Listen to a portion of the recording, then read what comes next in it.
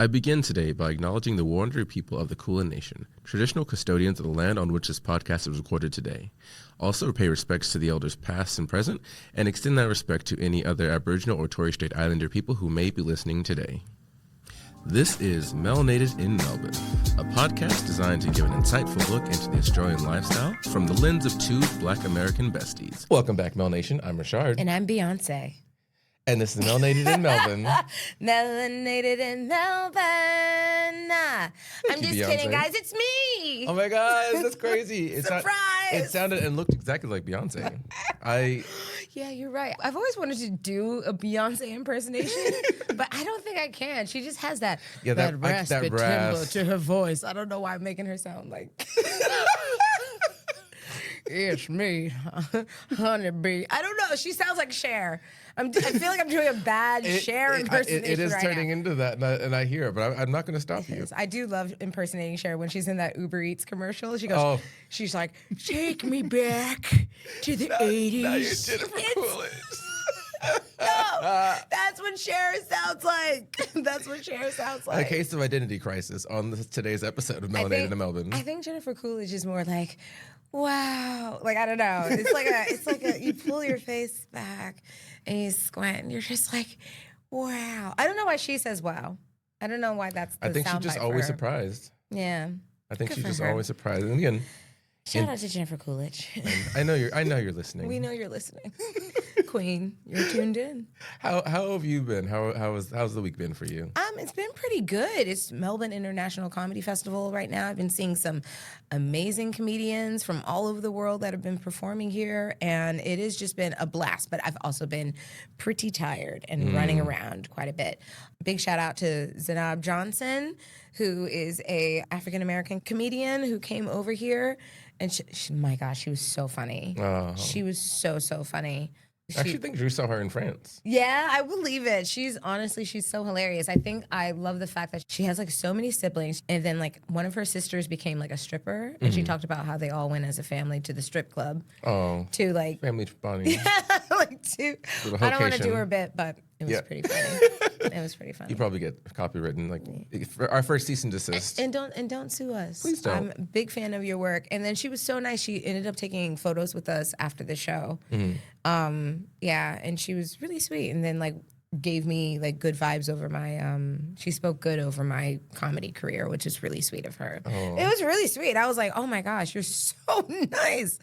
Some people complain when they have to talk to people. Yeah, I mean, I think there's a lot of people who are in the business where it's like when they're on stage, they're performing. When they're done, I'm like, oh no, I'm not here for the connection. I'm just here for the thing. And listen, I respect people getting their bag, but at the same time, it's always nice and refreshing when people are like, oh, they want to have a moment with you, as opposed to like, my Uber's over there. I gotta go. Yeah. Like running out the door. Yeah, and I'm with you because it's like I can understand somebody being like, I've said all my words on stage. I need to go home. I can be that way a lot of the times. Like most live shows we do, I'll tell myself I'm gonna go out afterwards. I get there for like 20, 30 minutes. I'm like, I need to leave. Oh. I can't do this. Nope. All the juice I have after our live shows is to go over to Shisht on Ligon, the Lebanese joint, and get my food, and then that's it. And then I talk to the shop owners, and that's it. And then I use up the rest of my social juice, and then I ain't got no more juice left. I gotta go. You gotta go home and get some more social juice. I know. I need to sleep and get up my social juice. Sometimes it runs out. Yeah, I see that. Are you able to? Have you been able to find little times to get rest for yourself? Because I know it's been a hectic time period. I've been taking really good care of my sleep hours. Like I've been pretty like on my golden girl shit, and just kind of 10 p.m. to 11 p.m. like it's time to get ready for bed. Yeah, like you got to get ready for bed. Into the routine. Yes, exactly. And then just taking care of like my nighttime. So I've been getting like good sleep. I don't think I'd be able to do all of this and then also have a bad sleep schedule. I'm a monster. If I don't get my sleep, it's over.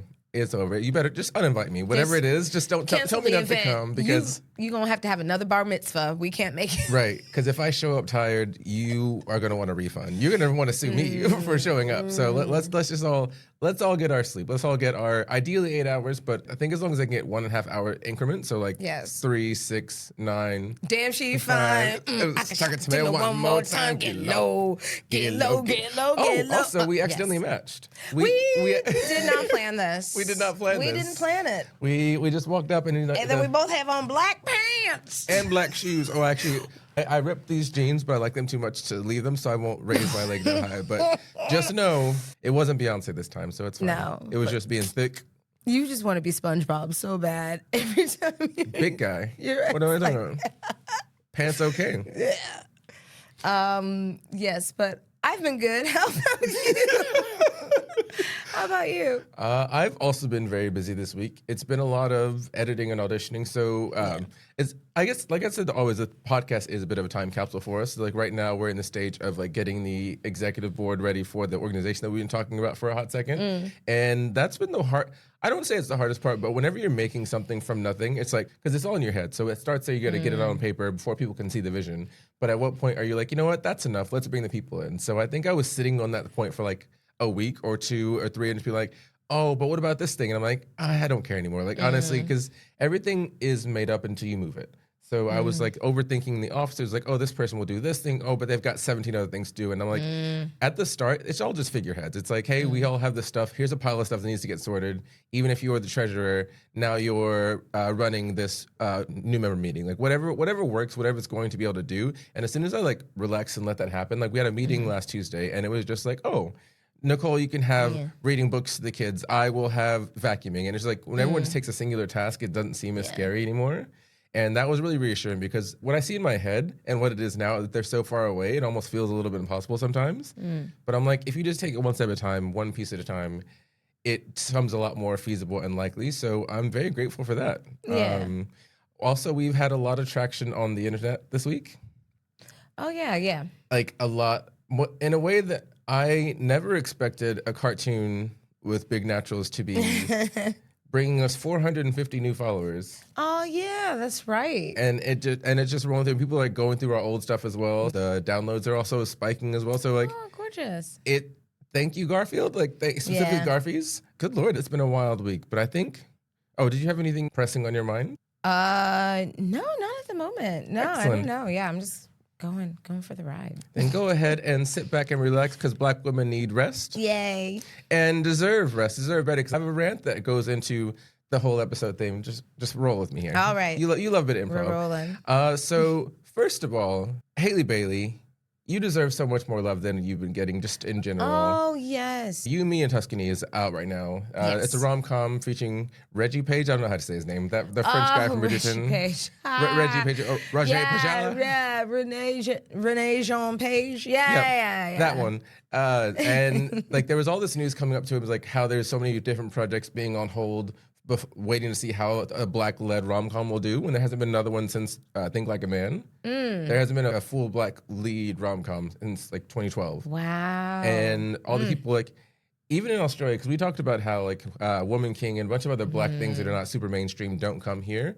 Me, and Tuscany came out like a week or 2 ago. There are only 10 a.m. showings available. Wow, that's crazy. And I'm just like, the fact that we have to, like, we as black people have to see things a million times as opposed to white people being like, oh, hey, we want these things to happen. Yeah. Why don't you go see it? Like, why don't you go see it 3,000 times? Why is there such a tiny window of what's allowed for 10 a.m. is criminal, really. In the Docklands as well. Not even at Melbourne Central or somewhere close to me. It's that's like, so shocking. So I hate that. And also it's like the second time they've done this to her because when she was cast as Little Mermaid, people are like boycotting and saying all these things about her. And it's just like, let her live. Like when she had a baby with that individual who we don't want to talk about, like there's being under the public eye as a black woman, being a black woman in general, y'all deserve raises, y'all deserve rest. So today's episode is just a love letter to black women. So yay! The first thing we're going to do is, well, first of all, if you have a black woman in your life, give them the flowers while you can. Like have the take the moment to be like, hey, I see what you're doing. Because imagine doing everything you're already doing and then being a black woman. Always expected to fix everything. Always expected to toe the line. Always expected to grin and bear it, have no emotions and do everything so perfectly. And then at the same time when it's wrong, first one to get the chopping block. So it's really shitty and really stupid. So before we get into the episode, I have a gift. Oh, a gift! Ah, flowers! I have literal flowers to give you. Oh, that's so great! Thank you. So sweet of you. And I love yellow too. I know. That's so I pay attention. Thank you. Because I like obviously Yellow with flowers. you, because you are doing so many things. Like you're writing. Like I'm not gonna say you're doing too much, but you could sit down. I could. You could sit down. But Comedy fest, writing, improv, acting, podcasting, and also Stand-up. Yeah. stand up. Yeah. And living in two worlds at the exact same time. And it's like it's a lot of work. I see you. I appreciate you, and I hope that you are making the moment to be like, thank this is just you just need a moment, you know? Thank you. I really appreciate that. Yeah. Well, thank you. Because it's like, I suppose real G's move in silent like lasagna, but I prefer to, it's really lovely to be cheered on. Thank you very much. Because it's like, I don't know, like you've seen like a lot of the inner process of me having an idea and then being like, okay, well, I have this idea and now I have to do it and make it come true. So you've been there for like the infancy for a lot of this stuff. And I appreciate that. Thank you. Of course. And that's and every time you're at the infancy, you're like, oh, what about this? I'm like, but it will work. Yeah. And it will. There's so many people who will like have an idea and never try. And like every single step that you take and you try, it gets you somewhere else. Like even when we hit our milestone of 10,000 downloads, I went back to look at our first reel. It was awful. It was like, it was funny. No, not awful. It was funny, What but was it? Was it no, not Barbie. What was it? it was the jumping rope and the dick art of coffee. We hadn't worked out our camera angles yet. That's what it was because we recorded with two different cameras. Yes.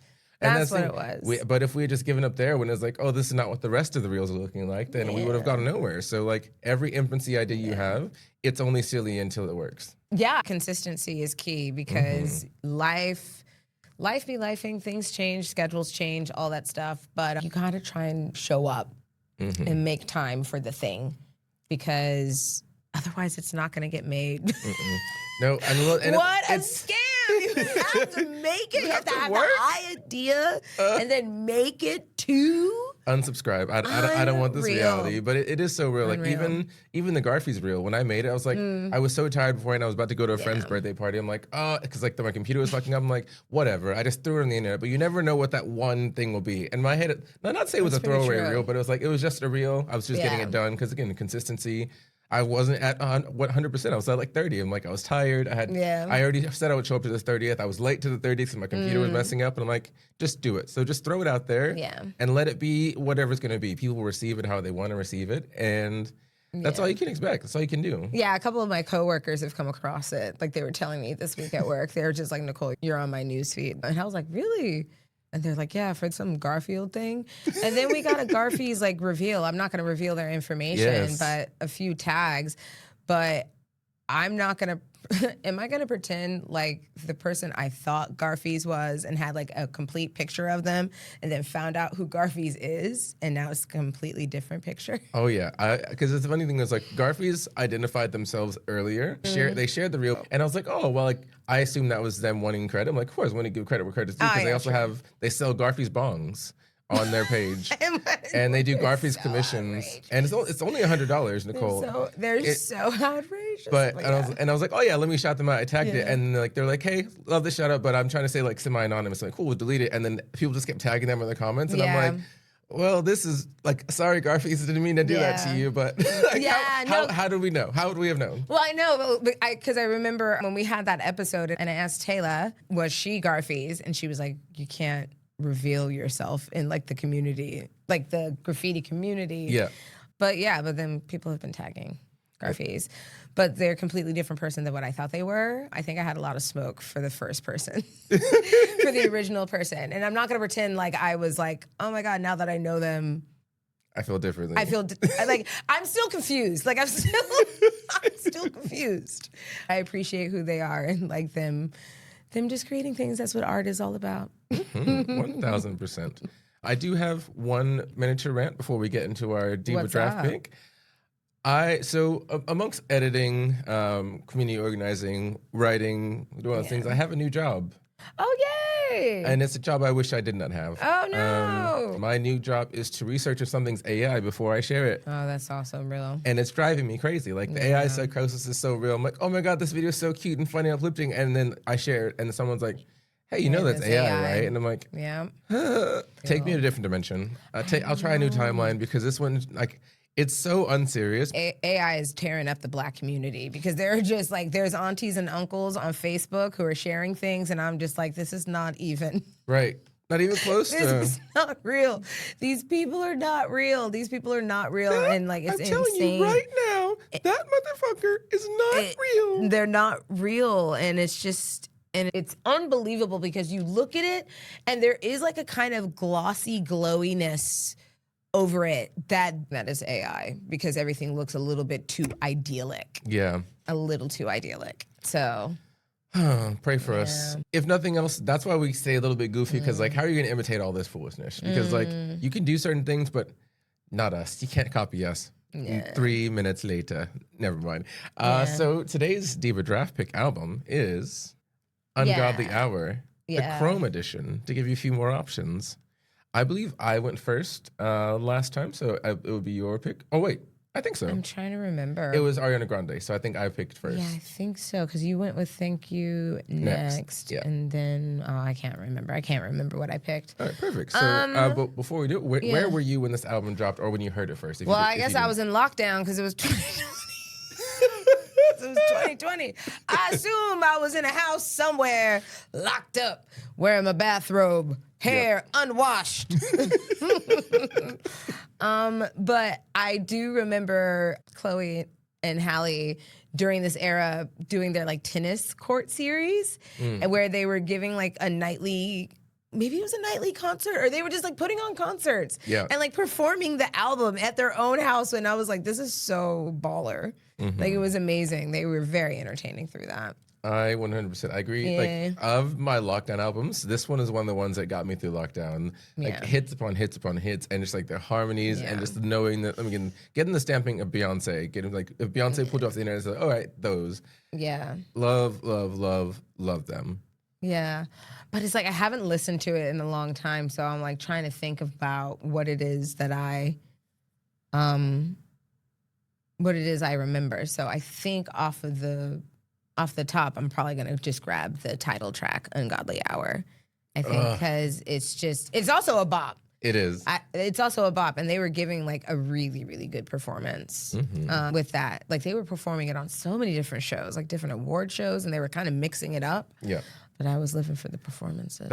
That's an incredible song. I love Ungodly Hour. It's really fun because it's very much like, I'm gonna choose me, and it's like, hey, this is fun, little flirty. But I know you're a fuck boy, so when you're done, you know how to get me. Like, call me when you love yourself. Oh yeah, that's my favorite part. Whenever you decide to like yourself, call upon me, and I'm like, incredible, incredible.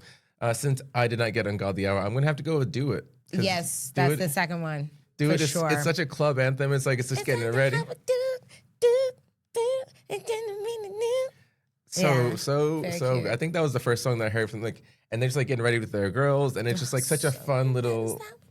Yeah, it's so cute. And it's like, I'm out with my crew. It's not a night for the booze or something. I'm like, no, this is just for the friends. It's a homies only kind of night. Yeah. And I was like, absolutely. And tonight we are on 100. Because I haven't listened to it in a while. Ungodly Hour. Yeah. Oh, such a good album. And this is like, and I feel for them because I think they've been doing their own things, because it was so interesting, the fact that during Ungodly Hour, people just kept begging them, like, do you guys own solo things? Like, Chloe, you should do your own solo thing. Halle, you should do your own solo thing. And that's all their Twitter comments were filled with. And then they became solo artists, and then people were like, I can't wait for them to get back together. And I'm like, they could not win. They couldn't win. They just couldn't win. Oh. Yes. Busy Boy? I think so. Because I'm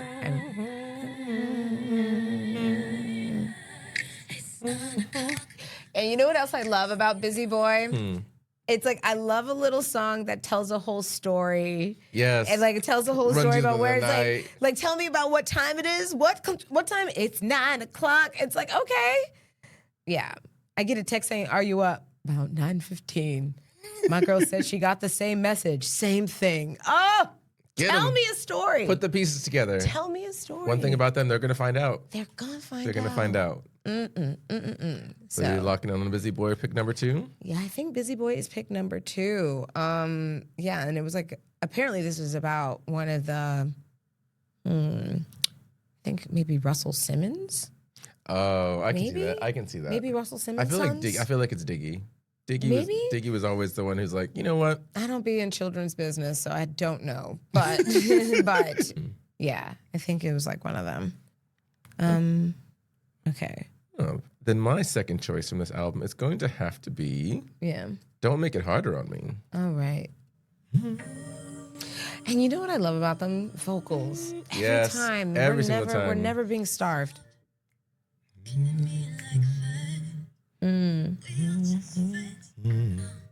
Yeah, cute. So Don't Make It Harder on Me is just like that. Yes. Very much like the other two. A lot of it's about relationship things, but it's also about choosing yourself. A lot of the times, like Don't Make It Harder on Me is like, hey, we broke up, and like I have feelings for you, but you didn't want to do the things. Like Don't Make It Hard on Me. Don't come back here being like, oh, but I changed. Like actions. Use your actions, not your words. And I'm like, because I think they were like 20 flat or like something very youthful when this album dropped. So just like, they were in those feelings, and everyone's been there, and everyone's had that. So I'm like, Don't Make It Harder on Me is definitely my number 2 choice. Oh, so fab. And I think that my last choice is going to be Tipsy, because I think it's just like a cute little drunken, I'm going to be a little tipsy. I want them to do a country album now. Now I'm hearing it. I'm hearing it because they're doing storytelling and they're giving me country Sandy Cheeks vocal. Well, I still believe that it's Halle in doing the vocals for which Beyonce song? I just don't want to let go. Hangman, answer me now. You owe me a debt you stolen from me. I hated you once, I envy you how. Just tell me how. Then that fiddle.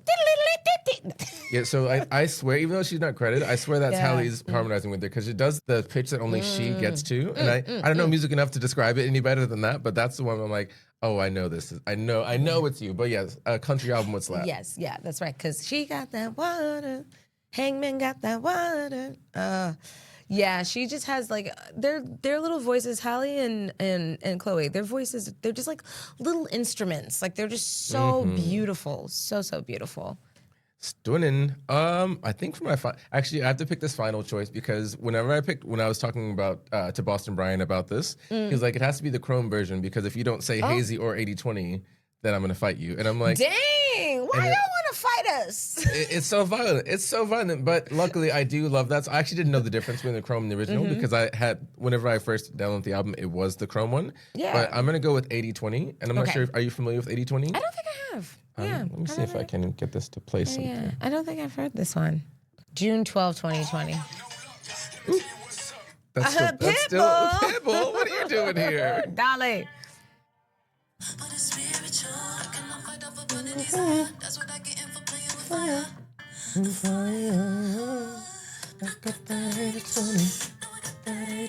Yeah, I don't think I've heard this one. So there's no particular reason other than it's like it just feels like it's of a different time period. Like, yeah. I remember there being some reel where like Chloe and Halle would like pop off in like the late 2000s. Like everything they're doing now would have been like they would have been mega stars. They get some love, but they could be just getting more love. They're putting so much work and so much effort and energy. For sure. If they were born a little bit sooner, like if they had this energy in like 2010, mega stars. And like that feels kind of like, I guess the beat sounds like it's of that era, but love 80/20, up and down, left and right. Yeah.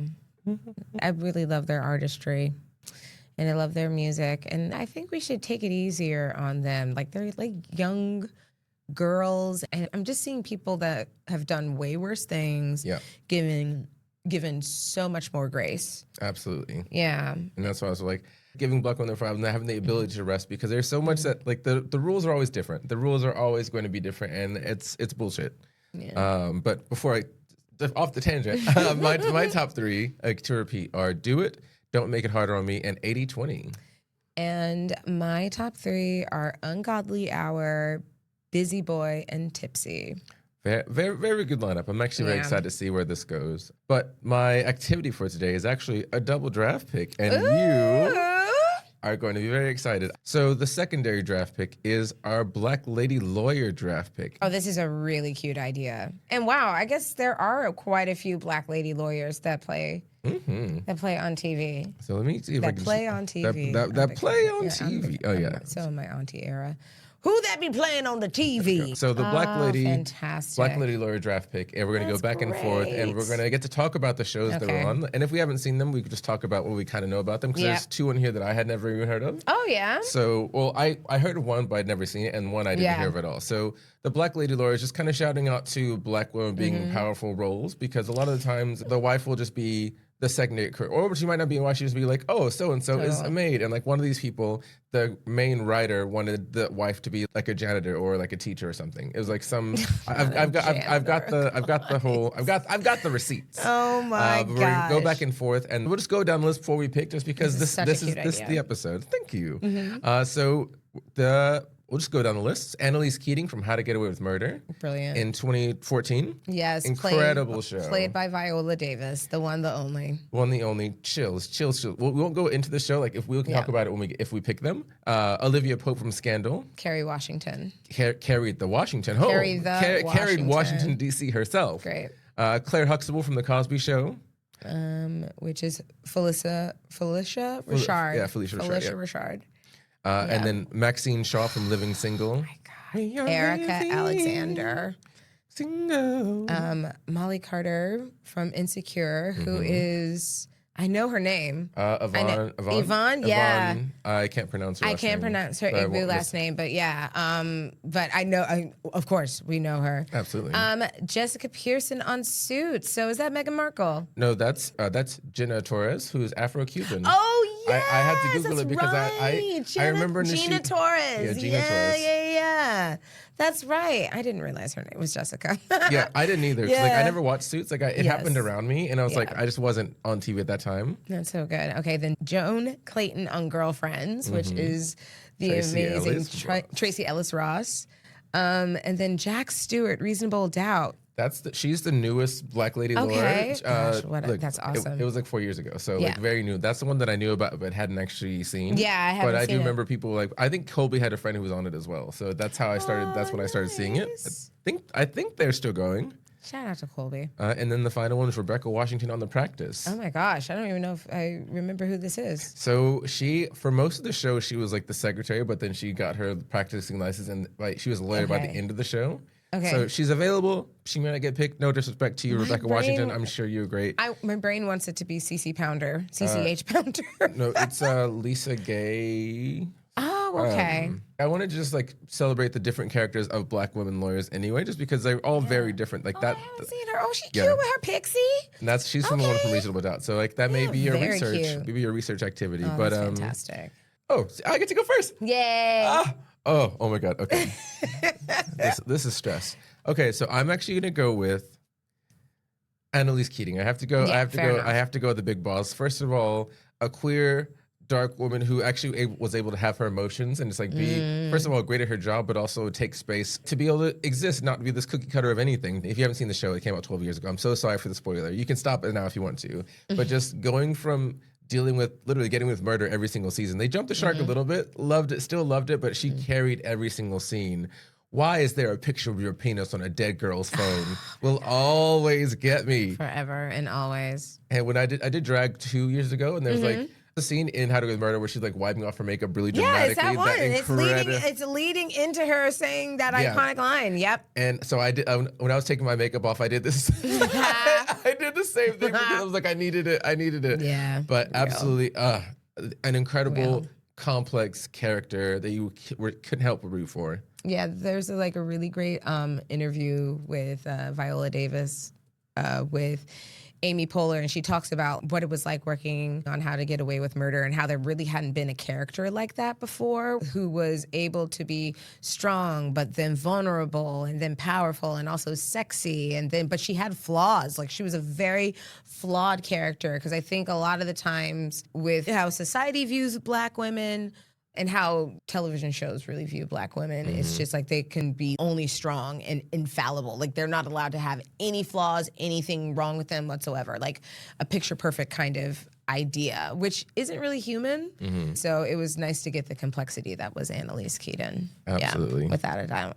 I'm going to go with Maxine Shaw from Living Single because she was just like, I mean, she's not necessarily the blueprint because Claire Huxtable came before that, but Claire, in my memory, it was about her being a mom. Yes. On the Cosby Show. But Maxine Shaw, she was sassy, she was witty, she was quick, she was so smart. Erica Alexander, I love you always and forever. I think she inspired so many Black women to pursue law and become a lawyer because, okay, well, maybe, because I'm just not sure if there was a character before her that was, you really got to see her doing her job.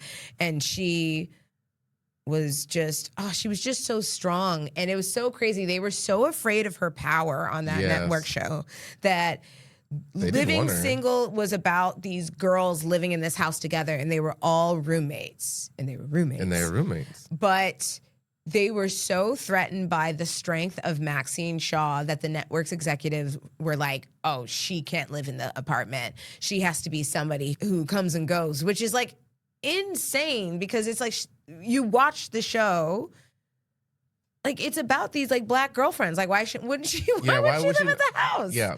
Like that's so crazy. It's ridiculous. And even in saying that, like that was their compromise for getting rid of her in general because they were trying to get rid of her. They were trying to get her off the show. Yeah. And I found this list and they mentioned that they tried to get rid of her character. Oh my god. And the showrunner had to be like, if you take Maxine, you're taking the heart of the show. Integral piece. So I was like very glad they fought for that. And that's a very, very powerful pick. It has to be done. It has to be done. It has to be done. I want us to do one thing at the end of this because we'll pick our 3. But at the end, I think we should do like an ideal list if we didn't have to go back and forth. Oh, I love that. If we didn't have to go back and forth, like what we think the top 3 would be. Okay. I love that. We can do that. Yeah, like a little combo list. But so my second pick, I'm unfortunately going to have to take Olivia Pope. Yeah, no. You would have to. I got to scoop it. Like when you didn't take her, I was like, oh, this is my chance. Yeah. And of all these shows, I watched, like obviously I watched Girlfriends, but things that I watched all the way through, the first thing I watched all the way through was Scandal. Like I was watching that live. The way that Scandal changed Twitter, people were like live tweeting those moments, like the TGI Thursdays. And then, like, obviously, when How to Get Murdered came, it became, like, this huge, huge thing. But Scandal started it. Like, if you weren't watching the show, you were missing out. Like, you were on the internet and be like, spoilers everywhere. And, like, the way that she handled herself, the way that she carried herself, like, yes, technically, she was a crisis manager, but she was a lawyer first, and she had all this experience. So she's still on the list. Don't fight me on it. Fight somebody else. This is a fun list. It's all imaginary. It's all made up. But I just love the way that she would command every room. There had not been a Black woman lead in a capacity like this for decades, like so long. I'm like racking my brain trying to think of a Black female led drama on ABC, and I'm really coming up blank because and then Shonda Rhimes kind of creating this world and creating this character. She did Grey's Anatomy first, which was like a white woman led thing, but you can tell that she was like, okay, I'm going to do this so then I can create these other shows where Black females get to be the lead. And this website has a lot of little fun tidbits. They tried to put Connie Britton as the main character. And then Shonda was like, this is written for a Black woman. Like, this is written for a Black woman. So imagine you did Grey's Anatomy, and they're like, hey, do another white lady show. But this time she's a lawyer. So I'm really glad that she fought for that and really stood her ground. Yeah, they had Private Practice, which was like a spinoff show. But I didn't know that about Connie Britton. I think I'm going to go ahead and go with, I'm just going to go with Joan Clayton. I'm going to go ahead and go with Joan Clayton from Girlfriends, because I really love Tracee Ellis Ross. That character means a lot to me because I think it showed other sides of Black womanhood on that show, because it was like you had Joan, who was like kind of like a goofy, silly, like a silly, funny Black girl, which we don't really get a whole lot. And then Persia White playing like the earthy, boho, the boho Black girl, which was also very, very, very pleasing to me. And then, oh my God, and then Golden Brooks, and then I'm trying to think of like the other girls' names, but they were so fabulous as well. Like they were just so amazing and quick-witted and sassy, and then they had complex friendships as well. Yeah, I really loved Girlfriends. Really loved Girlfriends. So I'm gonna go with Joan Clayton. I'm not too sure if she was good at her job though. I'm not too sure. I did a bit like did a Yeah. recap as well, and I just remember that she actually they snubbed her a lot for promotions, and then she ended up doing like her own side thing with the main guy character who was not the love interest. Yeah. Oh man, what was his name? Stanley? Manley? Yeah. Never mind. I feel like Stanley's feels. No, I don't know. I can't remember. But I know the actor's name was Reggie. Okay. Unless the character's name was. We'll look it up. Can't remember. Google it. Well, Google it. Can't remember. All right. So Joan Clayton is a powerful pick. I also agree. For the exact same reason. So like Yeah. whenever I saw this one, growing up watching different television shows, like we would have a lot of, especially UPN. UPN had so many black television shows. Like we held that with a tight grip, like one on one. We really took it for granted, kids. Well and truly did. We didn't know. We didn't know how good we took had it it for until it was granted. gone.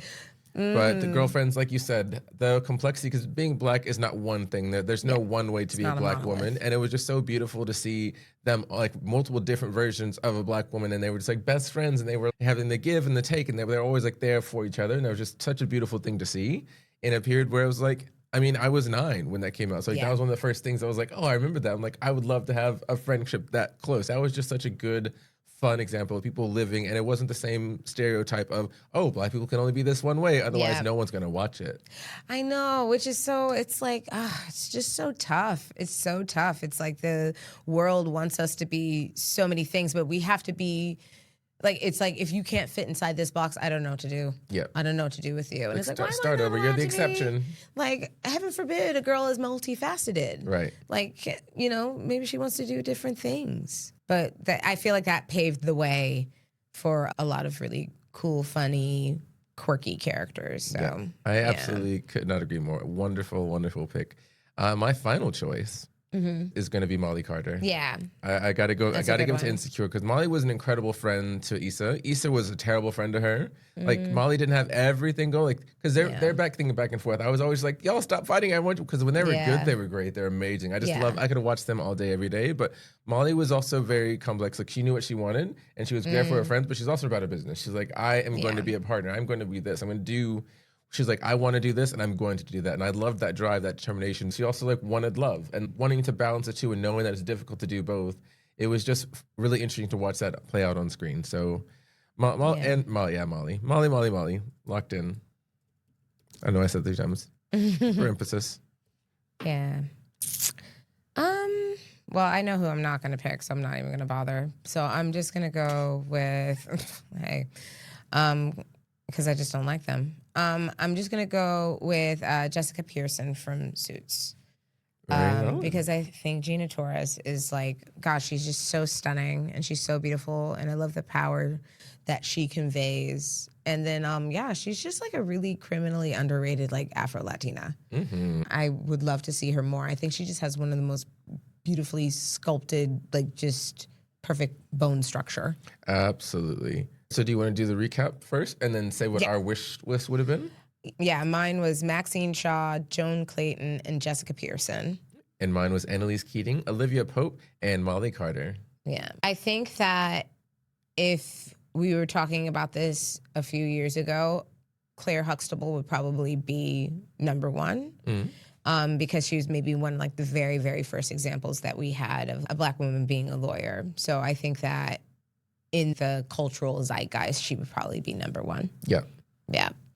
I feel similarly, and the reason that she wasn't on my list is one, the Cosby Show is like because the Cosby was the one who wanted her to be a Latino cleaner, I believe. Oh, that's right. She was going to be Dominican because she knew how to speak Spanish. Yeah. And I'm just like, the fact that he wanted to make her character small and like we never saw her practice. It was always about running her kids. Like you said, it was with her having a family, but like, yes, she was a lawyer, but we didn't get to see her being a lawyer. We saw her as a mother who happened to be a lawyer. Like, yay, I'm wearing this name badge. Like every other person, they were practicing. You get to see them in their element in some way, shape, or form. But if we weren't going back and forth, I think I would have scooped Maxine Shaw instead of Molly. Yeah. It would have been, my first 2 I got, but Maxine Shaw would have been my 3rd. Yeah. She's just so incredible. Like she just like really broke the mold for so many. Yeah. My number 1 pick would have been Annalise Keaton though. It would have been Viola Davis because it's me and Viola to the grave. Absolutely. It's like I just love her that much.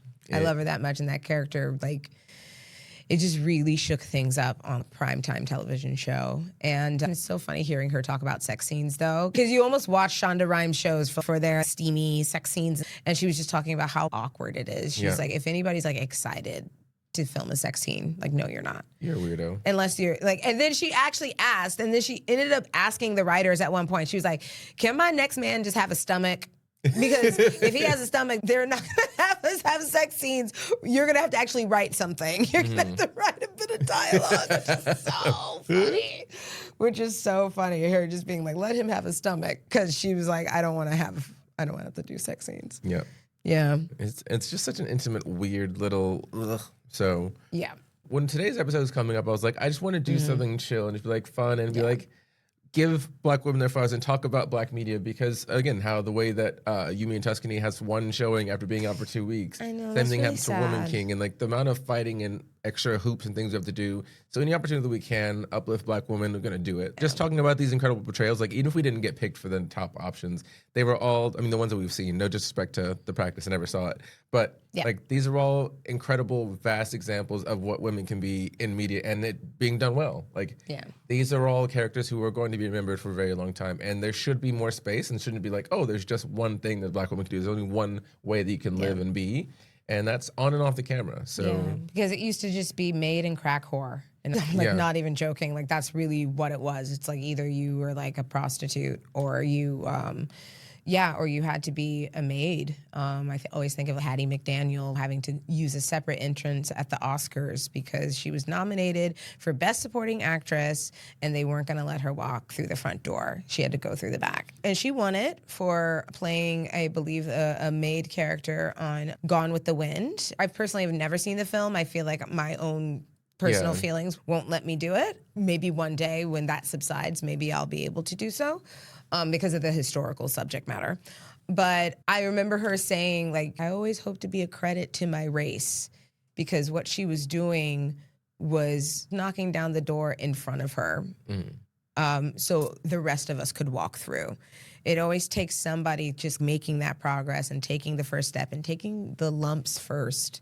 Like if I really took the time to think about what my ancestors did and what the women generations older than me did and had to go through and had to live through, and some of them didn't even get a chance to live through it, I think I would break down because it's just like, if you think about it, we're all eggs. Follow me here. Follow me here. We were carried through each of those women. Like we've been here before.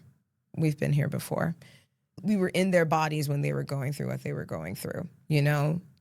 And even though that makes me feel close to their pain, it also, on the other hand, makes me feel close to their strength. Because if they can get through that toughness, and I even got to be a small part of that, I feel grateful and proud. And like, I'm always going to be Black. I'm always going to be a Black girl, you know? I hope I'm Black in every lifetime. I really I think that's a very beautiful way to see it. And you also have to realize where you are in the timeline as well, because the things you're facing, things you're creating, those intimacy items, those intimacy projects, whatever you build is going to be carried on by someone else. And you are in the cycle now. You are in the cycle. You are creating more as well. So it's a very full, well-rounded way to wrap the episode as well. So I'm very excited. Yeah, because you gotta just knock down the door for another Black girl coming in behind you, or somebody else who just may see you and still feel inspired, even though they're not from the same exact demographic that you are. But you just have to do it because you just don't know who's gonna see you and then feel inspired and then try to do something. Because I was talking to somebody about that at the Roots Culture Collective, where she's like this beautiful curvy model. I can't remember her name. But yeah, she was talking about how she wanted to be a model for so long and she was waiting for somebody to give her permission to do it. She was waiting for somebody to be like, and now you're a model. And it wasn't until like recently that she was like, actually, I'm just going to do this. I'm just going to do this myself. I'm going to give myself permission first. So don't be your first no. Don't say, oh, I can't do this. I can't do this. Like, I'll fail. I won't do well. Don't be your first no. Let the world tell you no. And then stop and don't listen to them. And then don't listen to them. And you keep going. Exactly. And then you keep going. Say yes to yourself, bitch. Say yes to yourself. I think that's a beautiful way to wrap it. Cute. I've got all my tiggly bits. Those are all my questions. My tiggly bits. She may or may not stay in the episode. We'll see what happens. But until next time, I'm Ri'chard. And I'm Nicole. And this has been Melanated in Melbourne. See ya. Bye. Bye. This has been Melanated in Melbourne, a podcast that analyzes the Australian lifestyle from the lens of two Black American besties. Visit us at melanatedinmelbourne.com or follow us on Instagram to send us your comments or questions. Thank you for listening.